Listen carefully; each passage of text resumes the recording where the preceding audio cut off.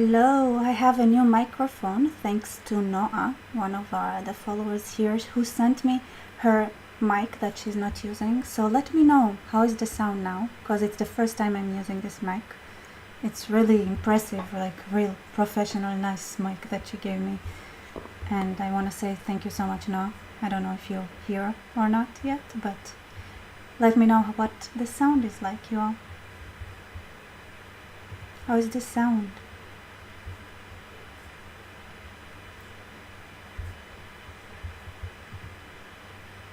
Hello everyone. Sounds good? I'm excited for this video today, to be honest. Are you guys excited?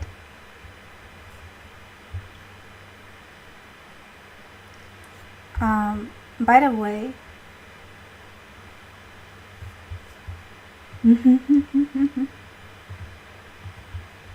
I say Slechem Tni Turonek. Hello, regard from Poland. 1/8 Jew, good enough for Hitler. Perfect.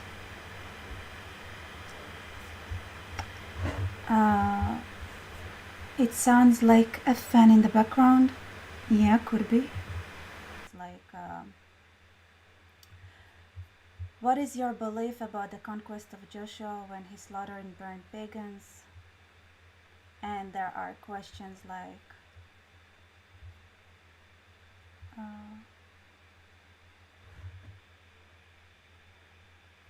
let's see what. Somebody asked me about numbers. What is your explanation for numbers 31? Perfect. Okay, great. Okay, so let's start with, how do I say it? This like disclaimer? No, it's not disclaimer. It's weak souled. Like, how is it? Like trigger warning. Oh, I remember. Trigger warning. Is the sound good, by the way? Okay, sound not good. I sound too soft. Is it better? Is it better now? More? High? Is it better? No? More? Too quiet? How is it now? Better? Not better?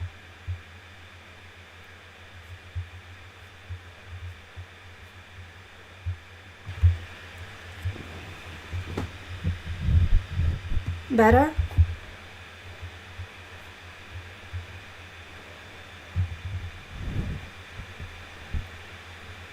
Worse? Worse? Is it too loud now? Is it better? Worse? Worse? It's been better, it's been good, it's bad. It's so confusing.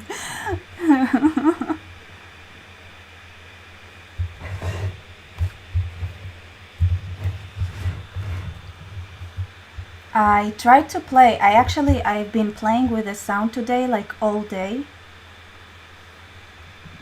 I've been playing with it, like I opened a recording and I started doing like check, and how do I sound if I put it like that? How do I sound if I put it like that?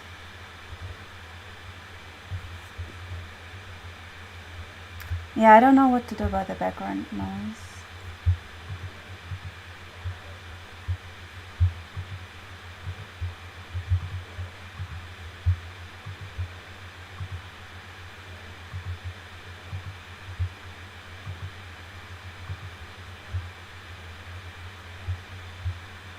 It's not software.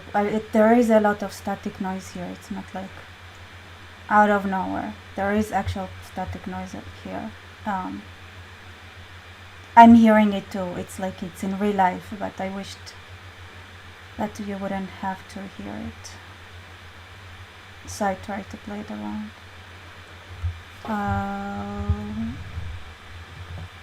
Yeah, maybe. Okay. Put it closer.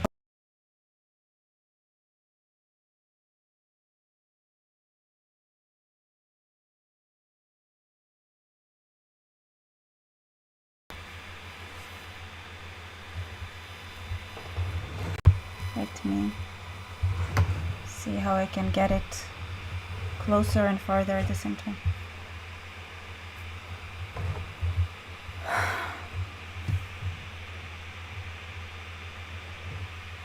Okay. Yeah, you guys.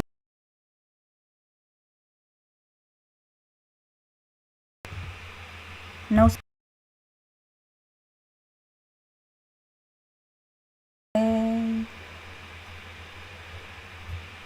Yeah, I do use OBS. I know that you can put like filters on, but I don't know why I'm struggling with it today. It's struggling with it. Alright.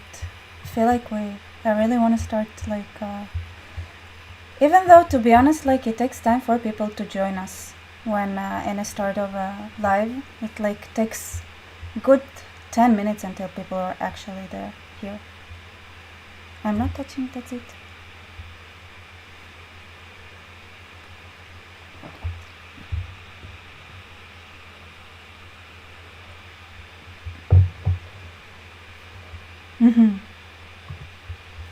Shirley Lemoyne, Judaism and You Will Choose Life. Yeah, that's basically the spoiler of our today's discussion.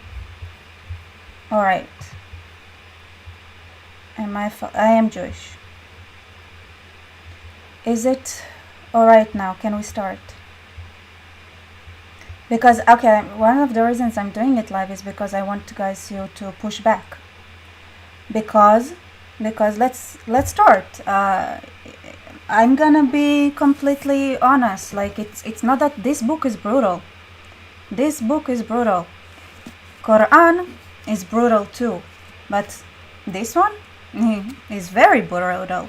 And I'm gonna explain several things. But I think I actually have myself a note here. What do I want to start with exactly? And then you cannot, the Quran and the Bible, right, and the Hebrew Bible, whatever you want to call it. I don't have the Christian version.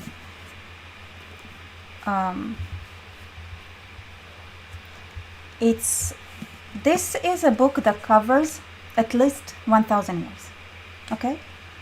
And it's very unique. I've been looking for anything that would be just similar to what the Bible is. But the more I look at it, the less I see anything like it. Think about how much we know from the Bible that we thought was like, during the Enlightenment area, people were starting to think that those stories are basically mostly made up. Somebody sat down and wrote everything. And then with time, when archaeology started to advance, we started seeing more and more that, wait, this book actually holds a lot of information that otherwise we would have no access to. So one thing, for example, is the laws of Hammurabi, by the way, that I think, let me see what year it was discovered, but the laws of Hammurabi was discovered way, let me.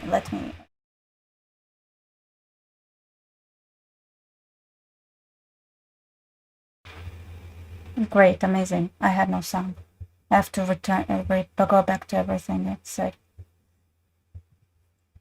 Let me see. Hi, Rebecca. It is good to see you back. Hope you're doing good and ready to learn some new things regarding the noise that we can manage. Go ahead. Okay, thank you all. I'm back. You guys, can you hear me?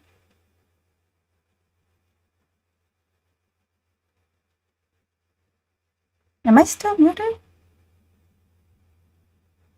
No sound? Really?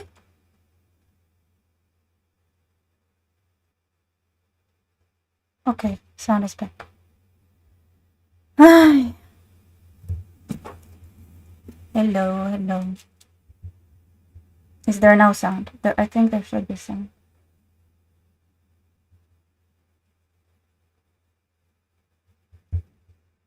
All right. Okay, so for example, I want to look when was this tablet? When did we rediscover, the laws of Hammurabi and the code of laws that are written in that document is very different in its nature to what is written in the Torah, by the way. But there are things that you see are like, wait, like clearly they were aware of those laws. They were aware of that thinking. So where does it say that part? I like opening those things in Hebrew because in Hebrew I can like scan way faster. Card of Hammurabi.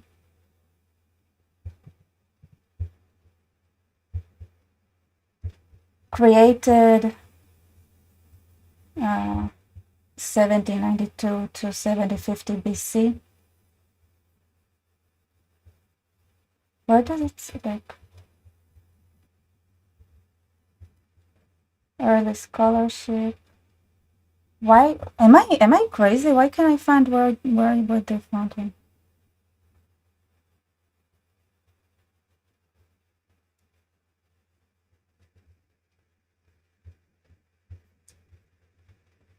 Yeah, I think this is a good opening to try to understand the difference between the laws in the Quran and the laws in the Torah and the treatment in the Torah, because there are a lot of things that look like they are similar or run in parallel, but the essence is completely different. And when it comes to Hammurabi laws, it's the same thing, right? So there are a lot of things that you're like, okay, it sounds all right, perfect. Sound is good. People are saying, okay. But Hammurabi laws, there are parallels, but yet the essence is completely different. So this is a good starting point, not necessarily what I wanted to start with, actually, what I wrote to myself here about starting it, but I think it's important to... When was it discovered? Why is it so hard to find? Yeah, yes, capital.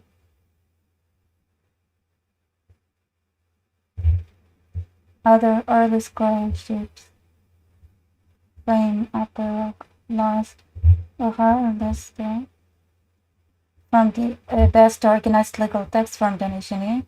It was as well the best preserved, the classification, theories and purpose, legislation, law report, jurisprudence, underlying principles. With this we have the eye for an eye. That's Akkadian, written in Akkadian. By the way, Akkadian is also a Semitic language.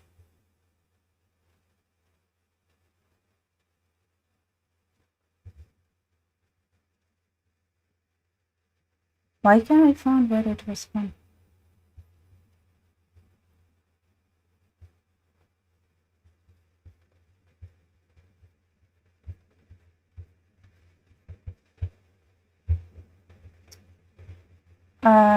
Coping.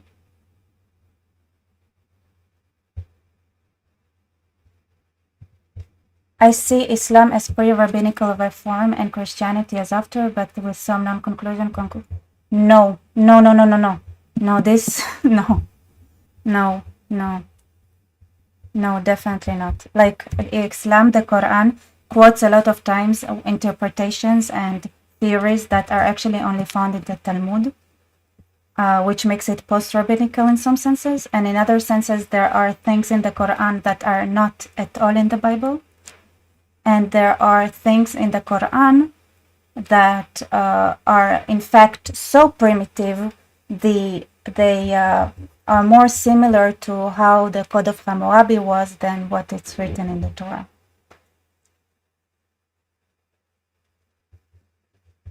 So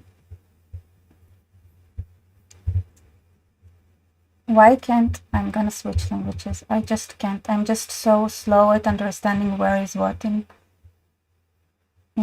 here. I mean, it's also shorter. Okay, so they found it in This is crazy because they only found it in the beginning of the 20th century. Hebrew is a shortcut of the English. They have only found those laws in the beginning of the 20th century. When they found those laws, they were like, they saw the similarities. And the more there is excavation and the more there is archaeological sources, the more you see that this is actually, even though it is fantastical in many ways, is some sort of like unprecedented, like crazy reflection of the thinking of both Israel, the Jews, and the Near East history in general. So I want to start with this. Actually, this is fun because, if it's all in Hebrew, but what this document is it's the syllabus and the teaching materials that of Islam, the way they teach it in the Palestinian Authority teaches it. So this is the laws of war that are Muslim laws of war according the way it is being taught in the Palestinian Authority. So that is a fun document as well, by the way. So here's the law I actually wanted to start with. It's called Beautiful Woman. Eshet Yafatar. Let me try. Literally only in Hebrew. Amazing. You guys are lucky. I can't even find it. There is no English version of it.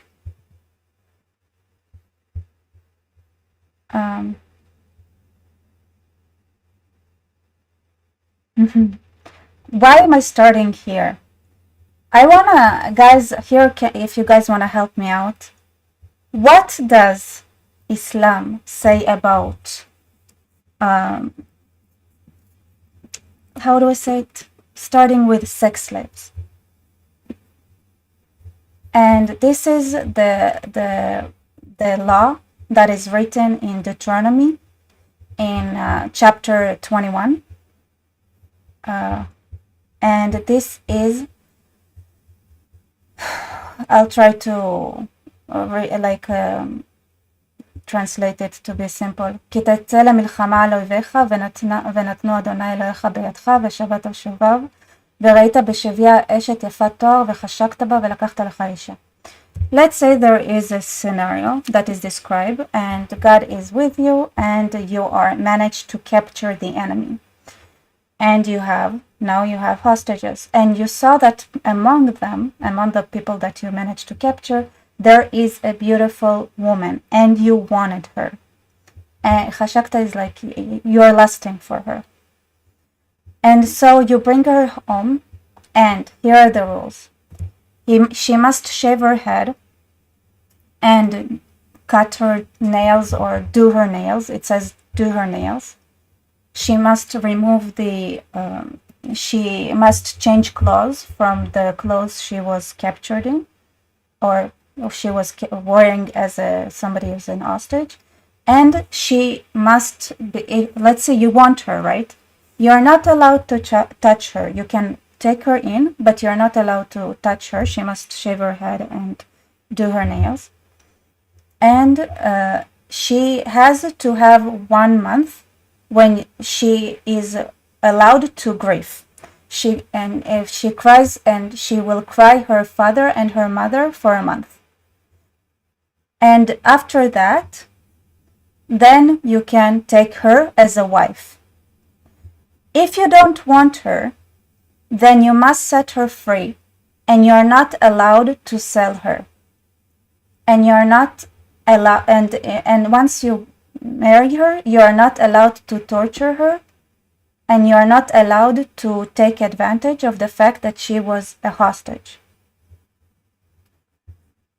So the Bible, the Torah requires 1 month where you are not allowed to touch a woman that you lusted for in the battlefield. You must allow her to grieve what the situation she is in. And she yeah, and she is not allowed to be a slave.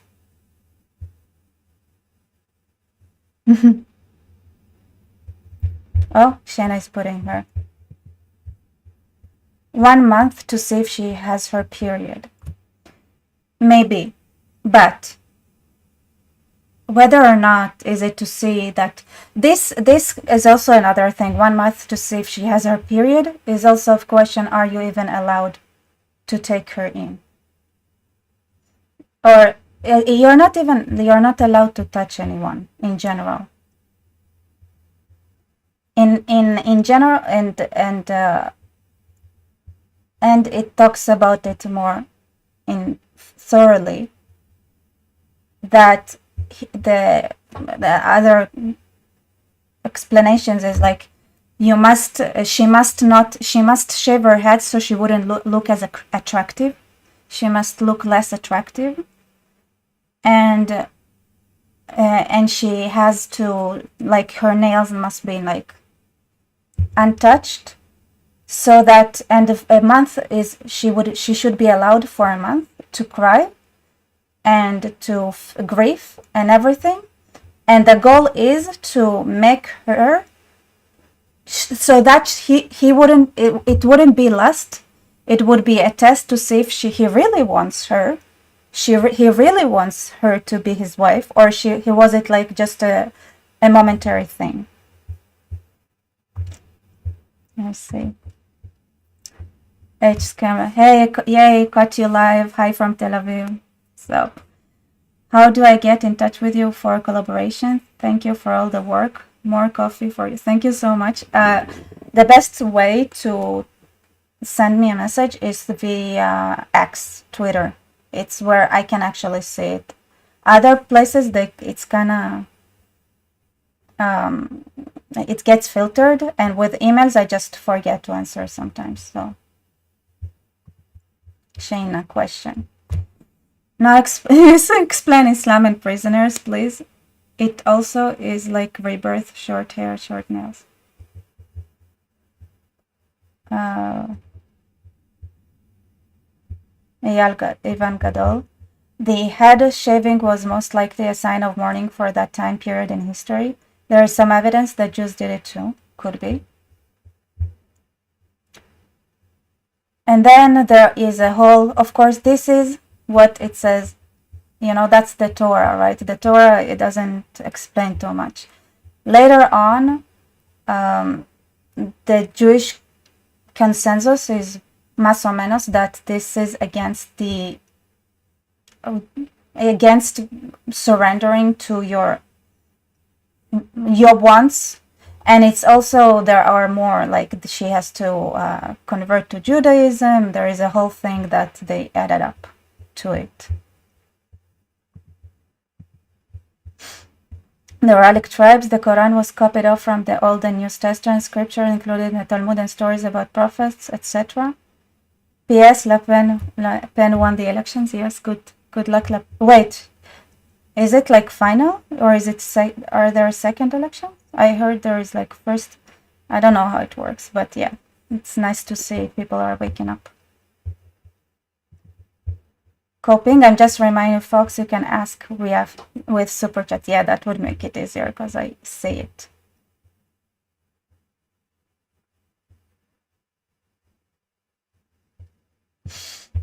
$63 million missing women in India, according to Google. I don't know. It's not India this time that we're going to talk about. We're going to talk about the Near East. Dylan John, question. Do women have a choice in marrying her captive? So it doesn't really say it here. Later on, one of the,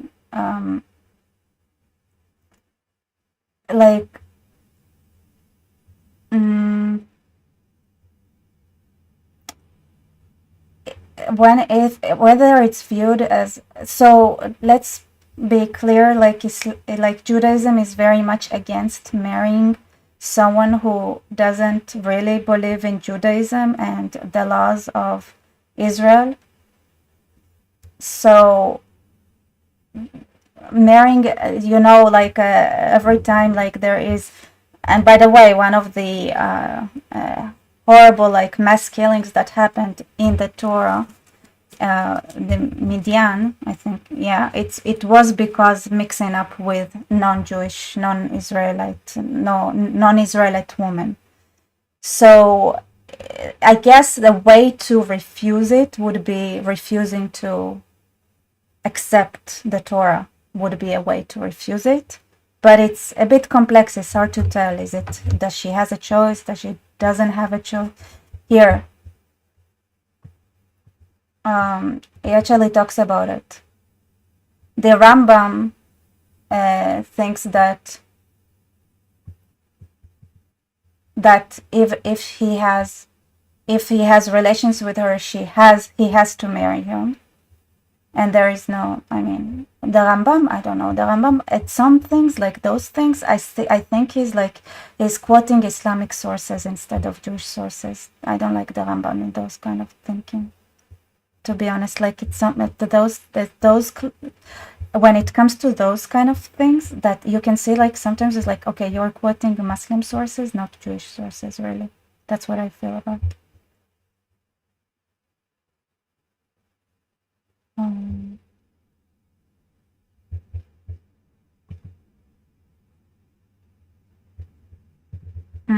Yeah, it's probably to prevent the soldier from just raping. Yes, there are also other ones, not only rape, but also stealing and murder when it comes to soldiers.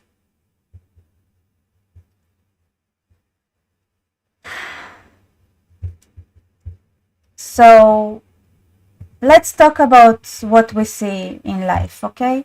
Because this is what I always say. Hey, it's not that hard to see what Judaism thinks about this kind of behavior, because when there was research, right? The research to see how much common assaults are, like sexual assaults are, when it comes by Israeli soldiers to the Palestinian population. When there were research to find, they didn't find any cases. And of course the conclusion was that the Jews are so incredibly racist that they wouldn't even rape Palestinians. But I think that kind of says it all. It's like, okay, what does Judaism think about it? How do Jews grow up? Whether or not it was allowed in ancient times or not, the reality is that on the ground situation is that is seen very negatively. And today there is no justification to do anything like it.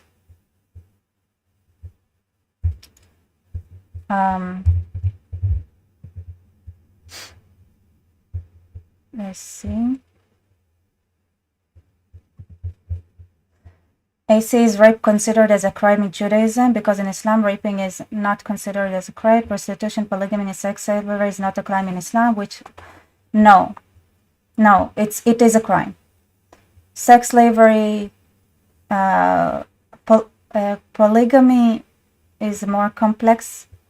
Polygamy is viewed negatively, but it's not outright out. It is outlawed, right? At some point it did, but it became as like a law, kind of like a statement, pretty late in the Middle Ages. But in general, it's viewed as a negative thing. Polygamy is viewed as a negative thing in general. Every time it's talked about, it's very negative. In general, the feeling is that and there is no records of great rabbis or people in the Talmud, or the Amoraim or the Tanaim, people that wrote the Talmud. There is no record of any of them having more than one wife. Even though they discuss it, there is no records of them having more than one wife.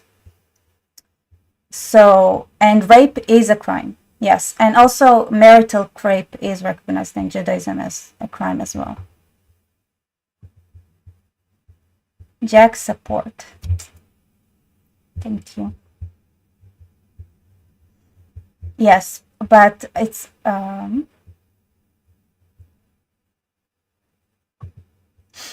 Eli, polygamy is forbidden for everyone in Judaism, but Lampa permitted concubinage to a king, though I'm not sure. So, yes, polygamy was prohibited in general. There are situations where Judaism is like, okay, if it's extreme due to the situation, let's say there is something that takes out all of the men, then polygamy is out of necessity is allowed, but it's not something that is encouraged in any way, shape, or form. Yes, it's true. It does means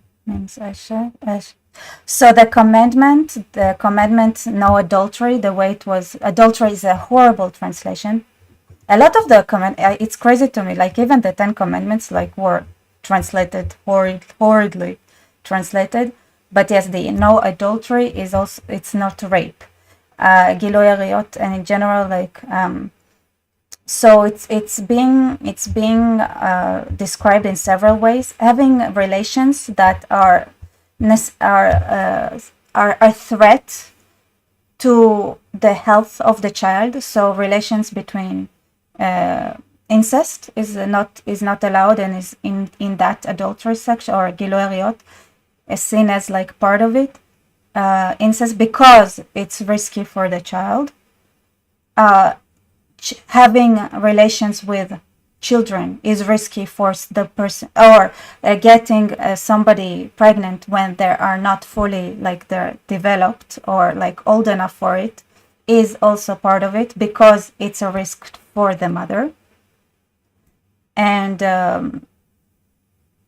then relations with, like, and then the same with the boys. So it's a whole thing. It's very complicated. Like, it's a whole, like, there are pages upon pages upon, like, a lot of different sources that think of exactly what that is, or what is it.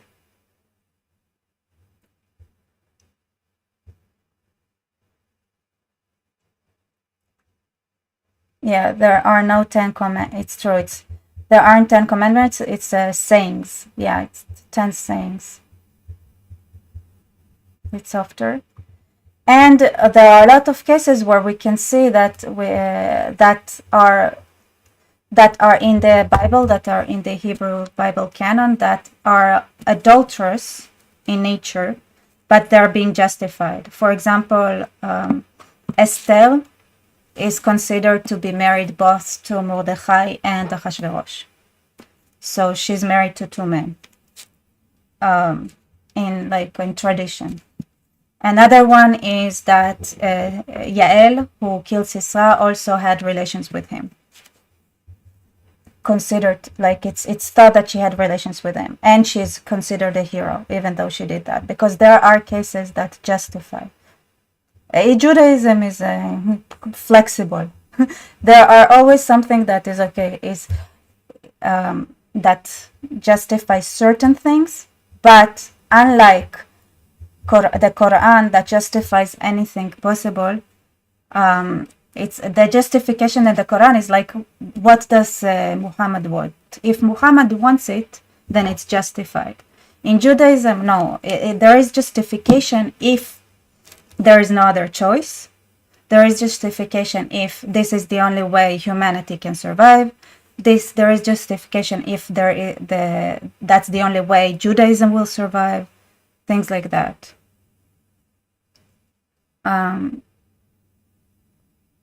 So it is like, it's not 10 commandments. It's like, it's not you do that. Like, there are cases where you can say, yeah, do not be an adulterer, but then there are cases where, like, you know what, let's say the adultery is first and foremost adultery when it comes to betraying the values of the Torah, the values, like the underlying tone, as we say.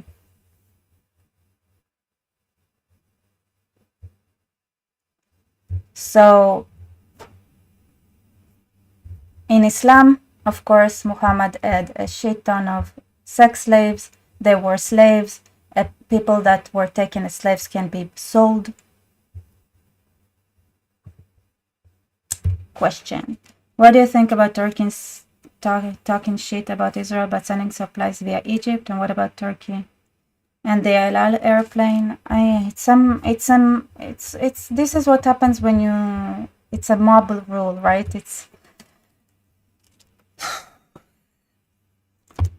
What do I think about it? It's stupid like the religion they follow. It's very consistent.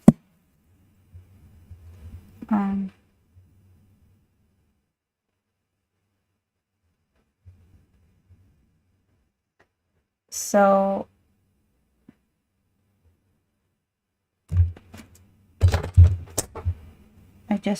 sorry, a mosquito flew by and I tried to kill it, but I think I might have missed it. Okay. Let me see what our comments are.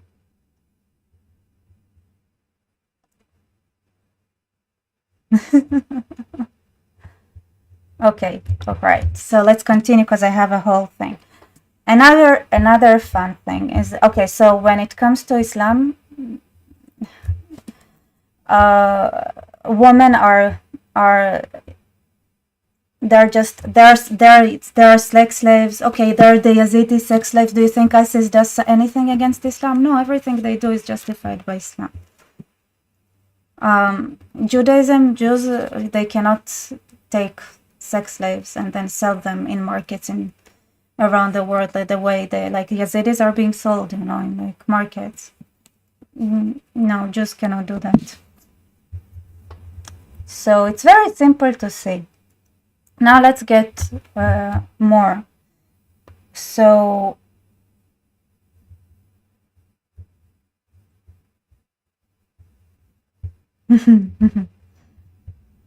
Nicolas, mosquito genocide. Yeah. Israeli casually commit genocide or think about. I think those mosquitoes are the colonizers. Who knows where they're from? Okay. Next.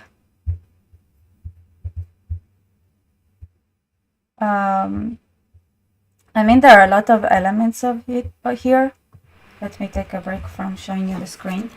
Because I have actually, I might, you know what, I might not finish today. I might just continue later because there are a lot to talk about but I wanted to bring like a fun, I called it like snack, like a little bit of information. So in Deuteronomy chapter 20, there is the very famous sentence that turned into a song. I don't know if you guys ever heard of that song, but the song is very different from the way it was written, right? The way it was supposed to be read. But it says it's like sort of a question, some sort of a ki adam etz hasadeh, because a human is like a tree in a field, something like that. And let me find it.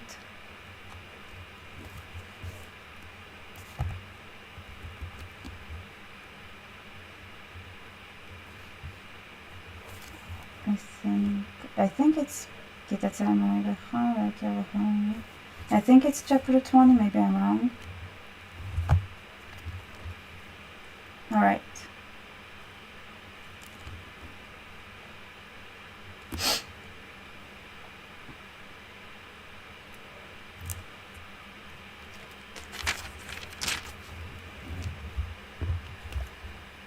Any questions?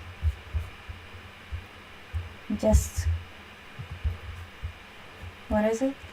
Rebecca, just curious, my mother is a lapsed Jew. Does it mean I wouldn't be considered Jewish? I'm guessing not, since she abandoned her Jewish status before I was born. No, you can still be considered Jewish. If you can prove that your mother was Jewish, then yeah, I think you can still be considered Jewish. She lapsed or not, doesn't matter.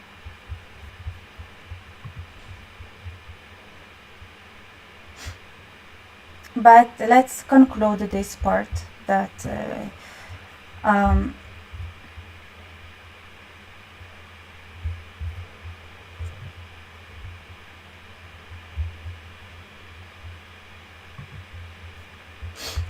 in Judaism, is there an idea of jihad? Okay, so there is it a holy? The yes and no. Definitely not jihad the way it is in Islam. But there are two ideas that might look similar, which one is the Islam says the whole world has to be Muslim. Everyone have to be Muslim or submit to Islam or be a dhimmi. Judaism believes Israel has to be. The land of Israel must be Jewish. Or Jewish is like a new word, right? But if you go by the book, like there are it lists seven people of Canaan as the 7 people that must be annihilated completely, including children and animals and the woman. But it's a certain geographical area, and there is also there is like the ideal, there is reality, and there is also the way you read a certain understanding of the way you're supposed to be reading those kind of statements. Because looking backwards, right, like I said before, archaeology actually helped us understand how people would talk in those times, and how people would describe these victories in those times. And the first ever found archaeological reference to Israel was in the 10th century BC in Egypt, where they described how they completely annihilated Israel, which you can see like how truthful it is. So in the ancient Near East, it was a very common thing to claim completely victory, complete annihilation. None of them is left alive. Was it true or not? It probably was exaggerated, because as you can see, like there are Israel. I want to go back. I cannot go back to the Pharaoh who wrote about his victories in Canaan against the Israelites, that said that they were completely obliterated, and be like, you missed a spot. So it's like this is the thing. Like this is 1,000 years, and those wars that are being described, sometimes they're not even justified. Sometimes it's like, oops, we made a mistake, and because we did that, God punished us later. Because, for example, there is the commandment to get rid of all the nations that are not. To be honest, like it's more likely than not that Israelites are some sort of Canaanites that started, and because like it's like it wasn't necessarily an ethical. They had like also ethnical. I mean, it's not necessarily ethnical divisions. They also had like divisions by jobs, by titles as well. And what's wrong? Something happened with Shayna?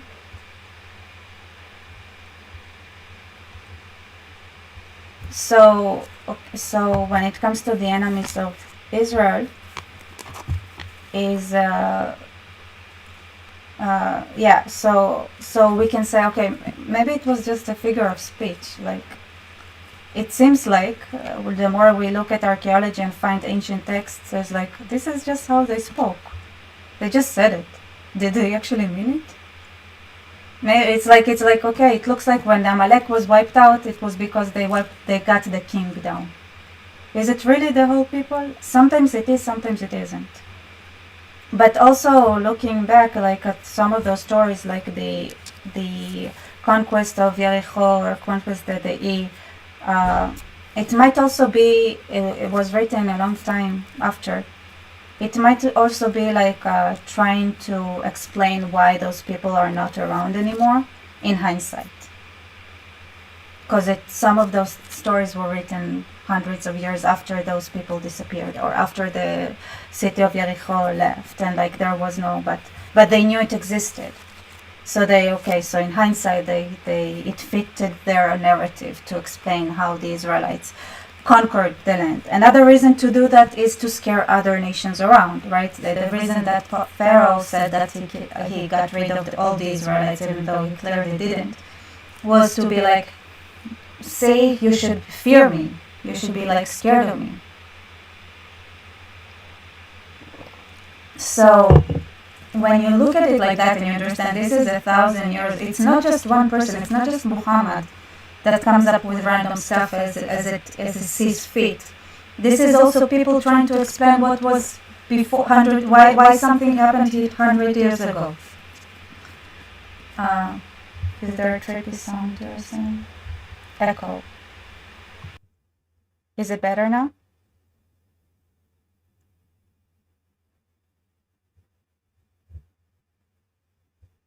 Is it better? Did I still, is there still echo? Is it better? No better? I need full sentences because there is a, okay, looks okay, good. Better audio, yes, better.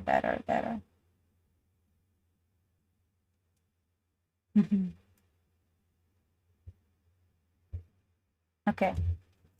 And the other part that I want to say, like jihad, that is a bit similar, that actually comes from later Judaism, not from the Torah. So the Jews are obligated to live in Israel. In fact, one of the reasons, like modern Judaism, the Talmudic Judaism, you see all this anti-Zionism movement, is because if you go back to the Torah, you understand that Jews are obligated to live in the land of Israel, which is not very comfortable for everyone, to be honest. So there is a whole, like, also you have to, like, the Hittite, for example, the Hittites, like those nations that are written here in the Bible, the archaeological find that they actually existed, and then their side of the story that are only just now being discovered and excavated for the last 100, 200 years, which really give a very interesting perspective of everything that's following. So when it comes to 1,000 years of history, right, that were edited down, it's also remembering like the narrative and what's important here. And one of the reasons that when the Bible was compiled, that they have decided to add all those, let's say, commandments to get rid of all those nations is because they didn't exist anymore. They probably didn't even exist anymore by the time that the Bible was compiled to be, like by the time of the 6th century, where the Bible was compiled to be like the book that describes like the story of how the Israeli and the Jewish nation came to be. So they were gone by then already. So when it was time to think about, okay, so how do we make sure that to have the message clear that only the Jews, this is the land that belongs to the Jews.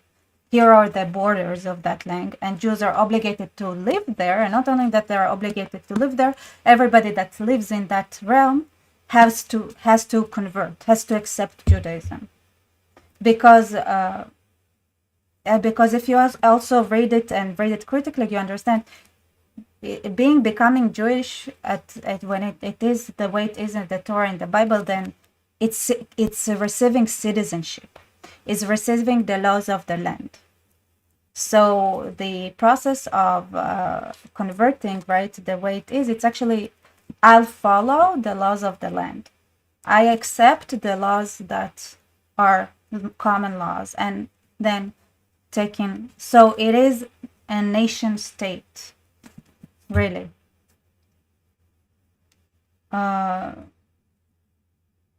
So the truth is, if you critically read the Torah and everything like that, then you understand that Jews, they're supposed to be here, but the both, there were two exiles, right? The exiles actually challenged it, as I said, and that okay, and then I'm gonna go to the second jihad, right? So what the Jews realized by the two exiles, that there are, is there echo again?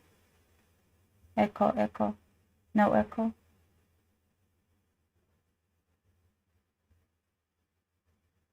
I don't know. Okay, it seems like there is an echo. And the other, the second part, the jihad, right, is that it's not that the Jews believe that is a later kind of jihad that is found in the Talmud and later sources, is that there are certain laws, also known as Nochad laws, that the whole world has to accept. Part of it is because that they realized that the Jews would not be able to live in Israel quietly if other people are going to come and bug them. So there are laws that they said, okay, those are the international laws. Like, we don't need you to be an Israelite. Obviously, Israel is a nation. We have our borders. But there are laws that everybody, no matter who they are, has to accept. And they are no incest laws, like everybody, a jurisdictional system is a must for everyone. No murder, no stealing, things like that, basically. And then even there, like you can see, like there are, there is back and forth of what is adultery, about like the what is counts as adultery, is fighting adultery also part of it or not? So, and one law that is also a must, you are not allowed to eat a meat from an animal while it's still alive, just so you guys know.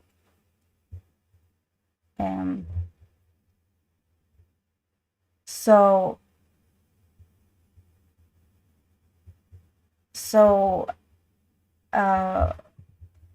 it's not like Jews need to force these laws upon foreign nations, though. Yeah, but they work. Think about the way Jews acted along like history. Like I said, like, you want to understand the Quran, you don't need to, you just look at the Muslims. You want to understand Judaism, then think about who were the one who were insisting to have like an international human rights. Human rights is a Jewish idea, right? Having international laws like that, international war laws. That is like, they went too far. They went farther than what they are supposed to, according to Judaism. They went to like too far with it. You're supposed to have all nations accept it, but you cannot have a global system, and you cannot be the one enforcing it. Every nation has to have its own jurisdictional system and enforce it.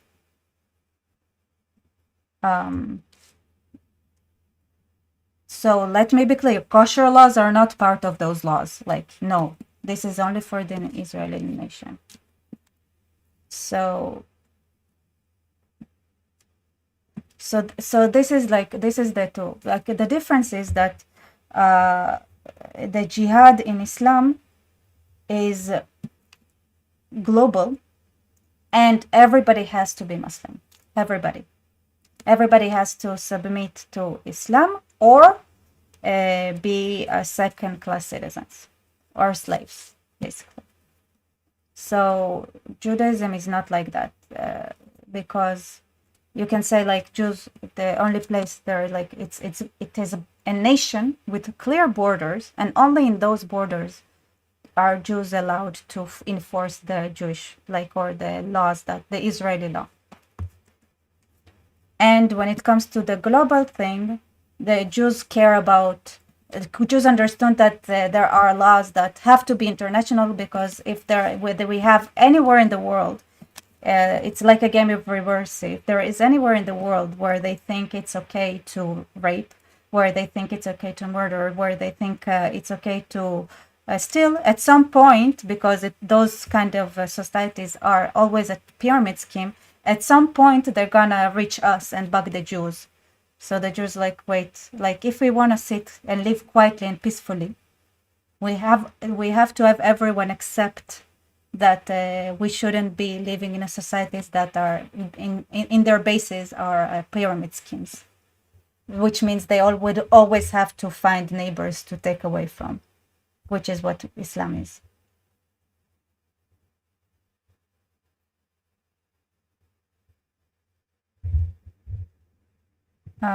Even in Israel, it's possible for non-Jews to live, but not in Jerusalem.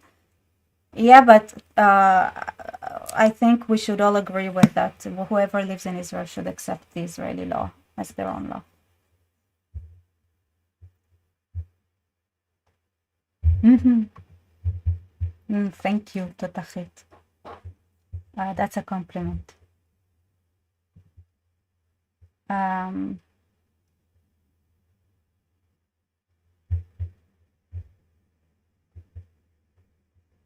so actually, okay, so I didn't finish here, but there is a law that in Judaism that is called Bel Tashchit, which is a commandment to not, that comes from the saying,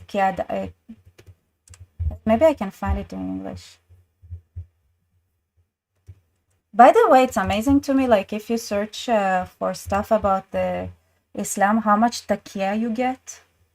Like, who are you kidding? Like, we can look at our neighbors and see how they behave. Are you telling me they don't behave according to Islam? Are you saying that everything the Hamas did is against Islam? Everything is the Hamas did is perfectly aligned with the spirit of Islam. Let's not kid ourselves there.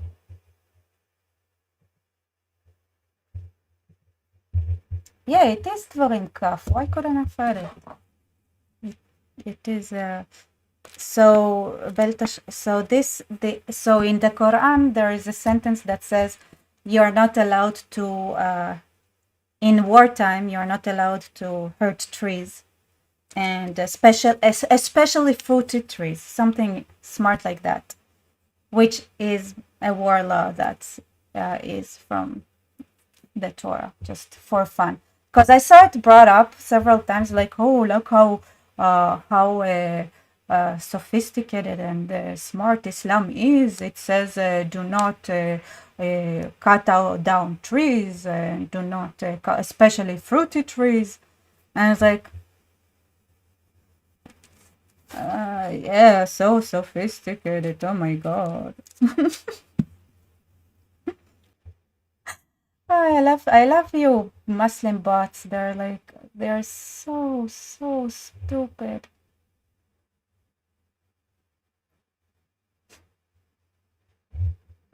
Because I see some comments here. False propaganda will not reverse the tide. People already understand the evils of Zionism. Idiot. That's so funny. I love it. Yeah, because okay, so I'll tell you another big difference between Judaism and Islam is the so whenever Judaism thinks that it did something wrong, like in when it comes to the Quran, you have the story, you're allowed to lie and pretend to have a peace agreement for some time, to gather up again and then fight the enemy. Oh, let me see. Coping, thank you for your support. Somebody give Rabbi a hug in the live chat. Thank you, Cons.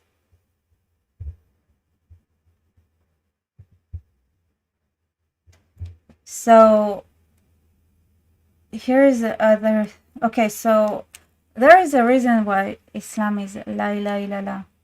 and then Muhammad Rasulullah. And I'm not gonna say it in one sentence, so because I don't want to be claimed to be actually I don't care to be claimed an apostate, but Muhammad wanted everyone to submit specifically to him.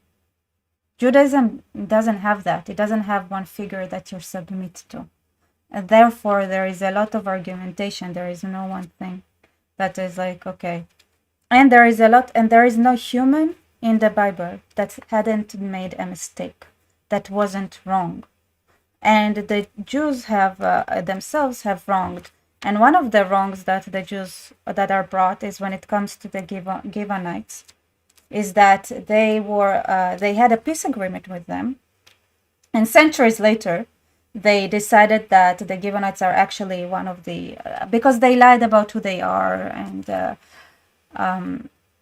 they lied about who they are, so they got a peace agreement with the Israelites, and then they discovered that they were actually one of the people that they were supposed to get rid of by the commandment, but they already had this peace agreement, but so they decided to help them anyway. And centuries later, they decided that since they actually are supposed to disappear, they enslaved them.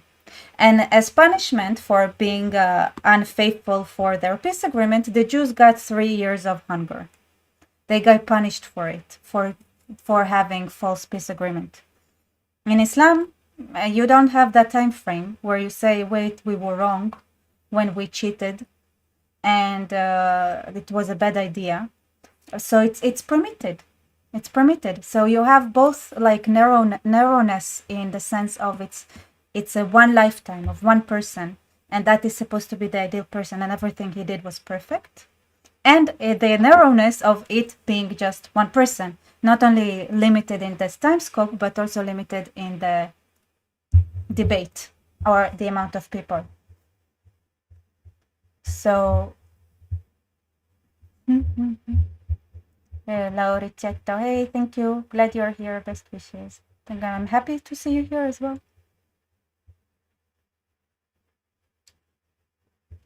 Let's see who's here. Eli Ohana, do you think the Ethiopian Jews are from the 10 tribes of Israel, people who took Judaism upon them without conversion? When they follow everything, to me, they have converted because they are following the Torah. They accepted it, right? They moved to Israel. They did that. They dream about next year in Jerusalem. They are strengthening the Jewish and the Israeli people. They took all the laws upon themselves. They are part of the nation. That's it. That doesn't matter. Well, actually, going through all of those materials made me think that actually converting to Judaism without planning to be part of Israel, without actually moving to Israel, is kind of meaningless. And because also from my talk with yesterday with the infidel noodle, aka Aisha, there was another mosquito here, that's why I go to this with my eyes, is that I really believe that other than having a jurisdictional system and like the basic laws, human laws, Jews don't need and shouldn't have a real influence on other nations. I think this is, how do I say it in modern times, cultural appropriation. And I really think that every nation like Australia should have this sort of Bible, right? Sort of like the Chronicles of Australia. Here are the values of the Australian people. Here is why. This is the stories that we have collected. This is our national stories. This is the history of the area, because it's tied down to geography as well. A lot of the Torah laws are about how to do agriculture, but specifically in this area of the world, in the land of Israel, specifically with this weather, this kind of land. So it is it's the story of the nation, but it's also geographically, it's here. It makes sense for us for the way the land is built, for the way a lot of the laws are like making sure there is keeping the balance between nature and humans. And every area would have a different laws to how to keep that balance. So I really do feel like, okay, so Jews with the message of like of basic human rights and basic things like that, yeah, maybe that is, and it was right for it to go global. Of course, we have two versions of it. Version 1 is the Talmudic Judaism, and version 2 is Christianity. But there should also be, I really think like that information, those things, that they're per nation, they're per geographical location, and it's nice to if every nation had that, to be honest. Mr. Yasminok, could you please explain about Khaybar Yahud historically and what it means today? It basically means enslave, take the Jews as sex slaves and the children as slaves and kill all the men. It says what it meant. It's just exactly what happened back then. That's what they want to know. Another thing is that it's important to understand when it comes to Quran verses. Even when those things were compiled and everything like that, when the names of the nations that have to be wiped out were stated in in an explicit manner, even then it was clear that like they don't exist anymore. They're not there anymore. You're still obligated in theory to follow that rule, but they don't exist. It's not true when it comes to Muhammad, right? So this was written in hindsight, like you're saying, they were gone already, right? They were gone already, and then it serves a purpose. It serves a purpose. But Khaybar, the Islam, it chases people that are not gone. It chases people that still exist, that still existed in the time of Muhammad, and it's not in any sense limited geographically.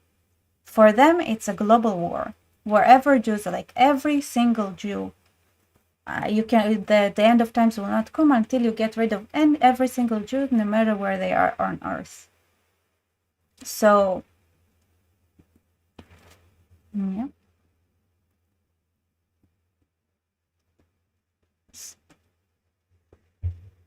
Are there any more? So let me see. Laws of war. I have so many. The thing is that I also have like all the stories about when the battles that are described in the Torah that are brutal. The story with Rahav that also has the teaching that teaches us, hey, what if a Canaanite is a good person? Then she and all her family got saved, but the rest are. What does it say about, what do you mean? What does it say about what is the, there are a lot of things that we can talk about here. But I did, let me see, what else did I write here about? Right. Okay. So there is another, there are more things like, okay, so there is also who is obligated to fight. And in Judaism, there is a differentiation between a war, a just war, and an expansion war. So there are wars that are obligation wars, and there are wars that are a choice. And then when it comes, and there is a differentiation there of who must serve, who is exempt, and what is the difference between them. There is that. In Islam, for example, so when it comes to Islam, in Islam, this is why I actually brought the teaching materials, because I think it's interesting. So this is from the teaching materials. that are being taught in the Palestinian Authority. Every person that is not strongly willed, is able to make decisions. Has strong faith, strong humanity, like that his hope is strong, and is ready to whatever is coming with strength. So anyone who doesn't apply that thing is not applying at him. He is a Muslim without Islam, an Arab without Arabism, without being Arab. It is commanded on the Muslims to fight for their religion and the religion of God, and they are commanded to prepare power and horses to threaten and threaten, like how do I describe, like really like make them scared on their enemies and the enemies of God. So this is another thing that's important. Who are the enemies of God in Judaism versus Islam?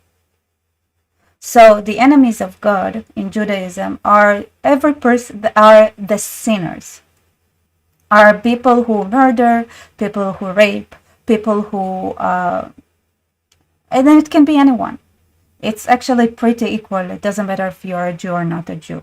And when it comes to people who are not Jewish, there are less laws that are applied to them. Everything that has to do with the geographical laws of Israel, for example, how to work the ground, everything that has to do with what you eat, everything that has to do with the nation of Israel. Obviously, the other nations are not obligated to do so. They're not your enemy. If they're not sinners, like hardcore, if they're not murderers, then they're not the enemy of God. In Islam, anyone who he doesn't submit to Muhammad is your enemy. Anyone, everywhere. So you are obligated to conquer and fight all of them. And a person that is not willing and is planning to run out of battle, they're not really Muslim and they're not really Arab. So this is like, so the big question is like, and when it comes to Judaism, if it's a just war, it's a war that you don't like. The war that we are having against Gaza, for example, is considered a just war because they did what they did to the Israelis, as we know. Everybody must serve. Must serve, and that is including women and men. All of Israel has to fight back. In a war that is meant is a reshut, and there is a whole process of a king cannot decide on his own to go to that kind of war. You have to have like a whole meeting, and everybody has to agree that that this war is worth it. And the war like that would be a war to extend your territory, a war to capture resources, and so on. In that kind of war, there is a whole list of people who are exempt for the war. The list is, so you're not obligated. It's not like in Islam, because those are not the enemies of Islam. You do it for your own benefit, which the Torah, it's recognized in Judaism that sometimes you go to a war just so that you would have more resources, and not necessarily because it's a just war. In that kind of war, there is a whole list of people who are not obligated to serve. And the list includes people who are afraid.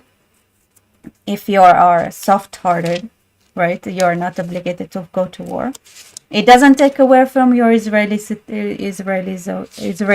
or Judaism or anything.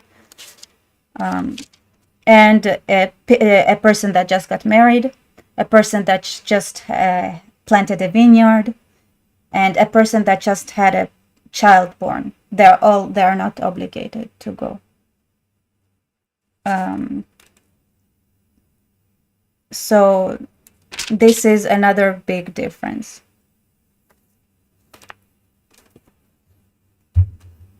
So, and then there is another thing when it comes to war that seems similar but is very different. To me it's crazy because it says like there are laws of war that Muslims do, unlike their enemies, because they're so lovely and merciful and beautiful and unbelievably amazing. You cannot just suddenly attack, and you have to warn those who you are going to attack. So you're not allowed. So it is not allowed for Muslims to surprise their enemies in their in. By the way, this is all Palestinian Authority education. This is from their like teaching materials. So Muslims they must tell them that, hey, they must warn them, and they have a chance. The enemy has a chance to choose to convert to Islam.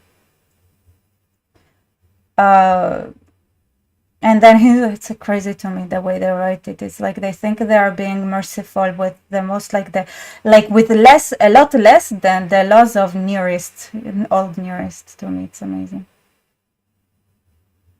Yeah, because of their overwhelming compassion and humanity, they they only have to kill men, and take the others for slaves. And this is literally how humane and beautiful they are. And that is the perfect answer for those who think that in Islam they are so bloodthirsty. No, we have a proof that we are not bloodthirsty, because we only kill the men and we enslave the others. So that proves that we are not bloodthirsty.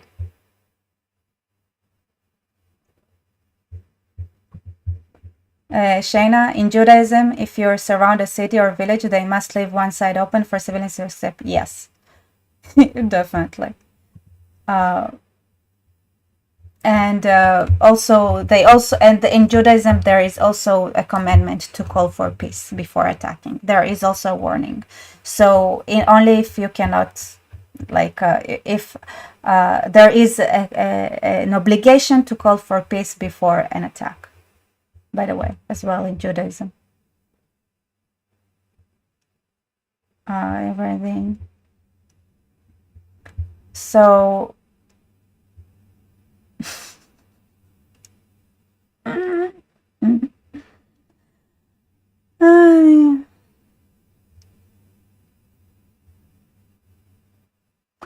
it's written in a way that you don't want whether to cry or to laugh, because they literally think that they're being so merciful and great by giving the most basic human rights that is way less than what was accepted at the time that was decided on.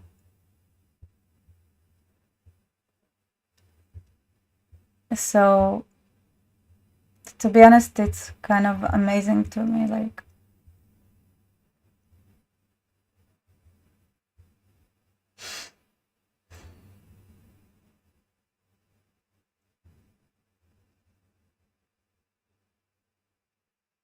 yeah, let me tell you that it's amazing.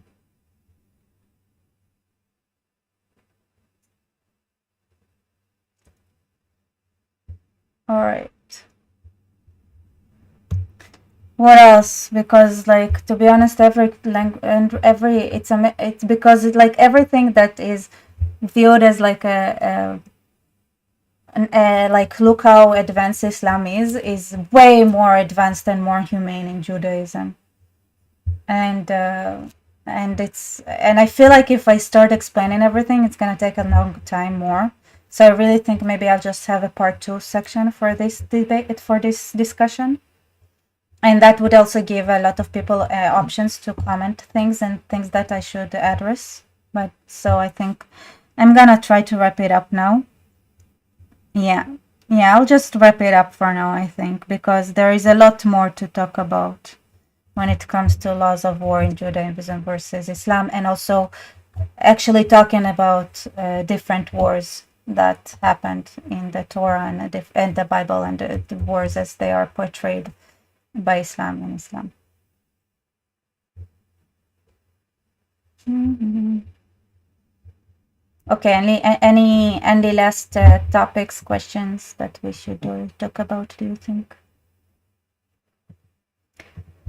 So I think the bottom line is that in Islam, everyone that doesn't submit to Muhammad is an enemy, versus in Judaism, an enemy is someone that is threatening the nation of Israel, the land of Israel, and then the national coherence of Israel. But it's limited in, it has borders. And the enemies are in theory, but it's not like you're gonna go wage war against them, but you're gonna go and convince them that they should change their ways. Are people that do not follow basic humane laws, and that don't have a jurisdiction system and things like that. In Islam, basically anyone that's not Muslim is a target. They have an X on their back, basically. Another difference is the treatment and the enslavement and things like that, which I only scratch the surface of. No sex slavery in Judaism. It's viewed as very negatively in general. If there is someone that should not exist, then you obliterate everyone, women included, as crazy as that sounds. But there is also a chance, but it's limited in its scope. But I think that part is like we can talk more about. And so the treatment is completely different. The treatment on women is completely different. Who is the enemy? Where is the enemy? Not the same at all. And thank you, Frankie, for support. Looking forward for part 2. Yes. And I really want to hear out more things that you guys want to talk about. And in general, the way the Judaism structured and Islamic art structures are so completely different that that accepting Islam and accepting Judaism means completely different things as well, by the way. But even so, Jews are not gonna force the whole world to be Jewish. This is an Islamic thing. So the people who must be obliterated didn't exist. Let's say they don't exist, and probably didn't exist by the time that Jews were said that. It might be more of a hindsight. It might have been actual commandment to obliterate them, and we can see how it is reflected on the Palestinians, for example, because they are a nation that is in the borders, that is the land of Israel. So in a sense, there is a you can take the laws that were applied, that were said about the nations that live in the land of Israel in the Torah, and say, hey, you guys, like I think it's a clue that we need to look it up, and have look at it as a guidance to treat how we treat the Palestinians. And what exactly that means, that's that's next time, because the Palestinians are indeed in the territory that is called just war, an obligated war when it comes to Judaism. The rest of the world, you're out of scope. It shouldn't even interest you, to be honest.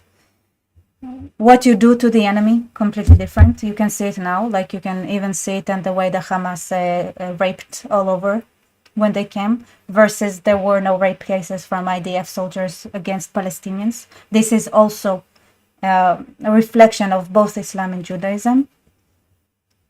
And and I think I'm gonna let me say just the latest comments, because But I'm also going to say, like, to modern ears, Judaism also has things that wouldn't be considered like politically correct to say at all. But I think it's also important to talk about it. And I think it's important to have those conversations and to explain exactly the logic behind the brutality in Judaism. Because I think that now that we have returned to the land that we're supposed to live in, reading the Torah and the Bible, there are a lot more commandments that Jews are now obligated to follow. And and I believe that those who deny that are also sinning in a sense, because there is a reason for those commandments, and I really think this is a conversation that we ought to have. And I'll be honest about it. It's not gonna be. It's gonna be brutal as well. But I think it's justified in a certain way when it's conducted in a certain way, and it's justified because the situation we're at. And I hope next time maybe we can talk more about that, and I can maybe convince you why sometimes brutality is the only choice we have. Shaun Thornton, is the elimination due to maternal soul? Like women send the soul to the child? If you can say that. Genetics is actually a subject that Judaism believes and doesn't believe it. The way it is described is a Jewish soul, like Jewish thinking. And yes, it is a thought to be decided by the mother. Isaac is our father because of Sarah, right? Not because of Abraham. It doesn't matter that Abraham was his father. What matters is that Sarah was his mother. Jacob was the son that Rivka, his mother, had preferred, right? She chose him to be the heir. The Jews are Jews not because of Judah, but because of Tamar, and so on and so forth. So yes, there is a real significance to the mother in Judaism. You can say, like, if you really think about it, it's not that we're descendants of Abraham. It's more correct to say we're descendants of Sarah. It's not that we're descendants of Isaac. It's more correct to say we're descendants of Rivka. With the Jacob is a bit more complicated because it's a completely different relation. But those were sisters, right? Two sisters. So you can see it like that. And then when it comes to being Jews, right, specifically the tribe of Judah, we're descended of not of Judah, but of Tamar. So yeah, there is some reason to think like that. Yeah. Sandy, yes, thanks Rebecca for the info. It was great live streaming. It is always delightful to watch you live. Thank you so much for your support. Lauritata, please keep doing reaction videos. They are works of art. You do them. Well, thank you. Yeah, I will continue. I always I have a collection of things I want to react for too. So when it comes to Judaism, and this is a lot of things like the Talmud and modern Judaism, and especially the more Jewish they look, the more they tend to be pacifists. But the Rambam, no, he was the other way because he was affected by Islamic thought. So he was like more in towards Islam, more violent than Judaism is. So not all of them. Coping, you're such a sexist. What can I do? The logic is also that you cannot take away the mother influence on the child, also because the attachment that they have to the mother. Shauna Thornton, thank you for your support. By the way, I actually think the Jews are basically correct about that. Scots are Scots because all the invading tribes married indigenous British women.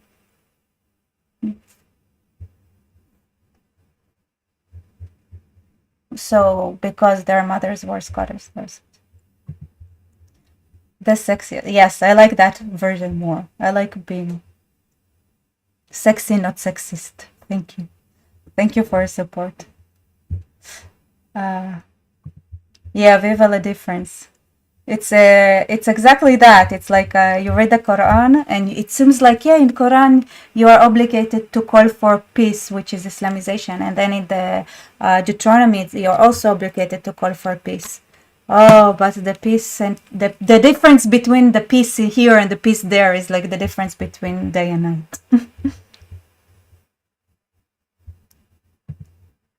Yeah.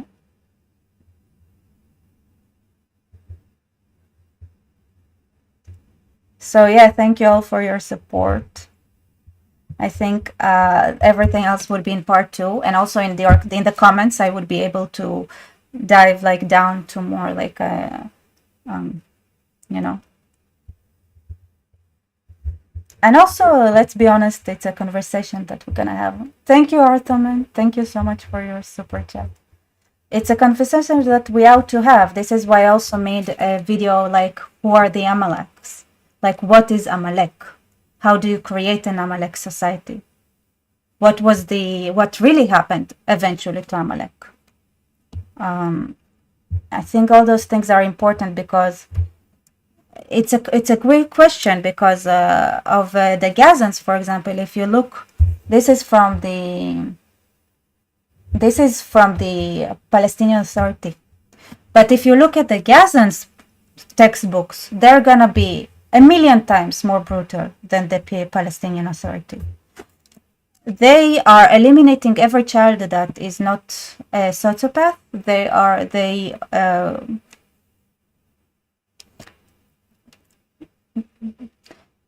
So when it comes to the Gazans, it's and sociopathy, right? Once you are become one at about 4-year-old, it's not something you can reverse. So when you take that into consideration, the question of how do you stop a society from having what the fight is about? The fight is about accepting the laws of the Torah, and the most basic things is like, do not kill your children, do not kill your wife, and those are things that are completely in the realm of that's your property when it comes to those societies. So it's a problem. It's a real problem. Copying sexiest sexist. I won't like and subscribe. Yes, everybody, like, subscribe, share. And that's a brutal talk, I know. Super honest, super brutal. Not everything is pretty. That's the reality of life.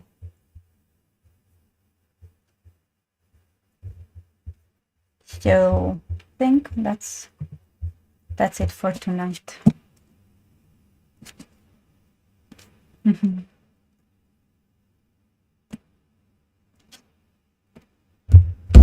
So those are, yeah, I guess that's it. Okay, you guys, there is nothing. That's it. Yeah, check out my videos on Amalek and check out my videos on Gazans, and also check out the video on the 10 Commandments. I think those are like really important. And also, what is God, if you guys want an extra little bit of charm.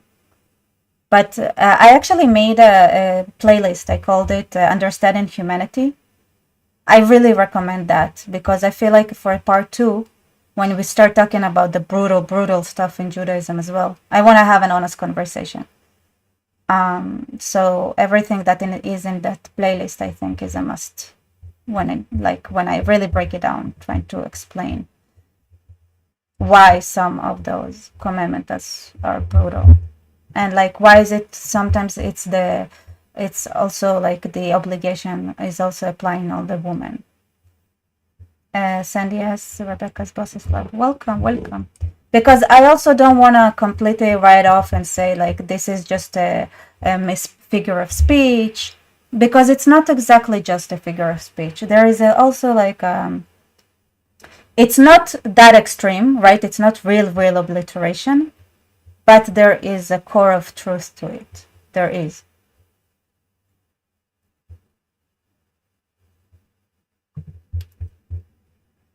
Could you make a PowerPoint presentation of comparative good virtues taught by Torah versus Quran? Yeah, I think so. All right.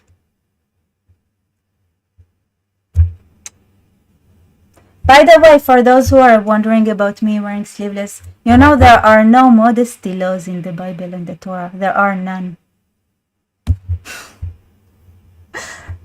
There are chastity laws, but not modesty laws. See you.